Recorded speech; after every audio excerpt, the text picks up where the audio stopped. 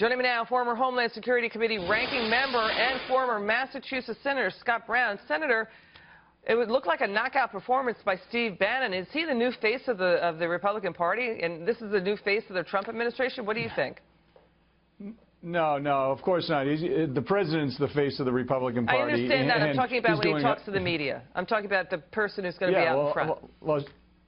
Well, Sean's the one who's going to be out in front. I think he's doing a bang-up job, but I think it was great to see Steve. I know him. He's a solid guy. He brings a lot to the table, and he's obviously in an environment, EMAC, that he can relax a little bit and kind of let his true colors come out. Otherwise, he's always on the defensive because he's being attacked and portrayed, as you referenced, as Darth Vader and the Grim Reaper. I mean, that's kind of sad. Yeah, Steve Bannon going through the administration's priority. Let's take a listen.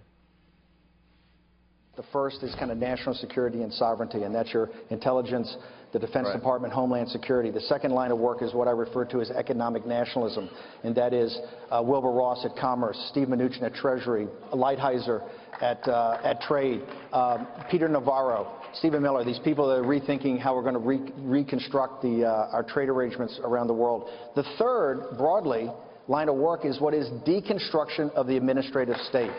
And if you... All right, deconstruction in the administrative state is one thing, economic nationalism another, and that's how Steve Bannon's been attacked as being, basically a supremacist and, the claims of Nazism, right? Listen, when he's talking about what he was just referencing is obviously the overregulation, the fact that the government is in our face 24/7. We need to lower corporate taxes, repatriate all that offshore money, get rid of Obamacare, and obviously streamline the regulatory process. That's what all the business executives said today, that the regulations are killing them. Just to put a new plant up, it takes years and years and years, and you need that competitive advantage, EMAC. You got to move quickly. As you referenced, I was listening to you this morning. I mean, you know it as well as I do. And so does Steve Bannon. Let's get back to that deconstructing regulation because, you make an important point, Senator, because the president had about 24 manufacturing CEOs, and one of them, I think it was Lockheed, it could have been, said that a fifth of its costs come from regulation. Let's look at this soundbite from Steve Bannon. Every business leader we've had in is saying not just taxes, but it is also the regulation. And I think if you look at these cabinet appointees, they were selected for a reason, and that is the deconstruction. The way the progressive left runs is if they can't get it passed, they're just going to put it in some sort of regulation in an agency. That's all going to be deconstructed, and I think that's why this regulatory thing is so important. There was talk of a timeline of 4 years here to unravel all of this. Is that really enough time to unravel the big pile of regulation in this country? What do you think?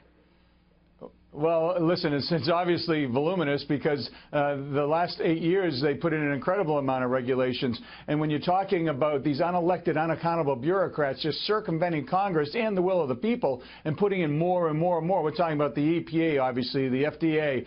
You could go on and on, just pick any alphabet, and that's what's happening. So they're going to get rid of the ones that they can immediately that really can help businesses and individuals from mom-and-pop groups all the way up to large corporations to get this economy moving. He's because of his association with Breitbart and the headlines that ran out there, he's really been hit very hard by the media. But, Senator, he was very charismatic in today's discussion. And we know that's it's unlike the Grim Reaper portrayal that Saturday Night Live has depicted him as. What do you think? Is this a positive for the administration, just showing off Steve Bannon's friendly side? I don't know, maybe does it open him up to more political opportunities in the future? What do you think? Well, bottom line is that's the Steve Bannon that I and others know. I mean, he's a regular guy trying to do, the president's work.